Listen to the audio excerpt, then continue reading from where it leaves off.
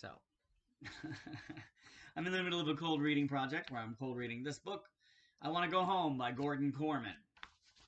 And if you'd like to join us, we are on page 53 in chapter 5. If you'd like to see the rest of the readings, you can find them on my YouTube channel. My name is Stephen, with a PH and a hando, like hand with an O. Starting at page 53. Just go to my YouTube page and you'll see I have a playlist called Cold Reading, I Want to Go Home. Page 53. Groups of campers spent the morning clearing out the wreckage of Camp 13. Salvaging beds, bedding, and whatever reusable lumber they could find. Shortly before noon, 2 professional carpenters arrived by launch from the mainland. "Miller!" Chip shouted at one point. "You get in there and help!" "I don't salvage," was Rudy's reply. "The heck you don't." So Rudy bent his back the same as everyone else. "Sentenced to 1 month hard labor," Rudy recited, holding a mattress out to air on the grass. "The noble nuts are forced to toil endlessly in the hot sun for the satisfaction of the dreaded clone taskmasters." "This is definitely slave labor," grunted Mark, beating the dust out of a pillow. "Come on, you guys!" shouted Chip. "Hurry it up! Keep moving!" He walked up to Rudy. "Do you know anything about that missing sailboat?" "Miller?" "I don't sail," said Rudy. "I'm not surprised to hear that," said Chip. "All right, you guys!" bellowed Chip. "Break for lunch! Wash station first." "I don't know about you," said Rudy as he and Mike entered the wash station, "but they've seen the last of me on that job site. My parents sent me to camp to have fun." Mike splashed water onto his sweaty face. "How you gonna get out of it?" "I'm gonna get poisoned from lunch and sleep it off in the infirmary," Rudy decided, "with my disc player. Miraculously, it survived the disaster." "They found my guitar," said Mike forlornly. "Smashed." "Alcatraz will probably pay for the repair," said Rudy. "After all, it got smashed in their cabin, which was destroyed by their campers, and the finishing touch was delivered by their clone. Hey," he went on, "I wonder if anyone's fixed our mess table. We may have to eat off the floor." "That'll be okay for you," said Mike. "It'll be easier to get poisoned off the floor. I'm gonna have to work this afternoon."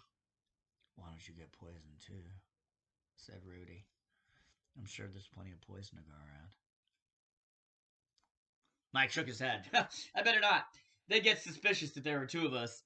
You go ahead." The boys arrived in the mess hall to find that table 13 had been replaced by a long sheet of plywood resting on 2 sawhorses. What's going on there?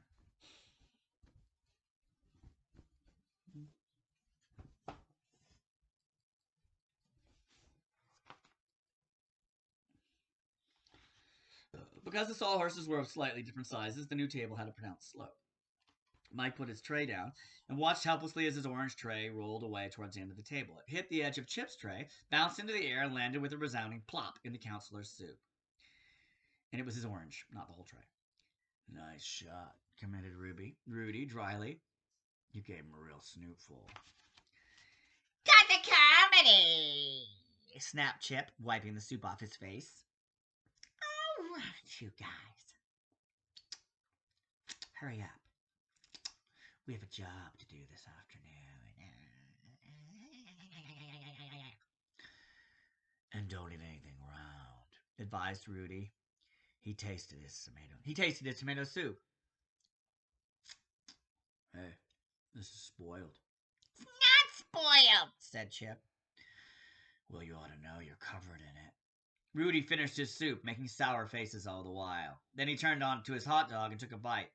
"Ugh, where do they store the meat? Out in the sun?" "There's nothing wrong with these hot dogs, Miller," said Chip warningly. "Eat."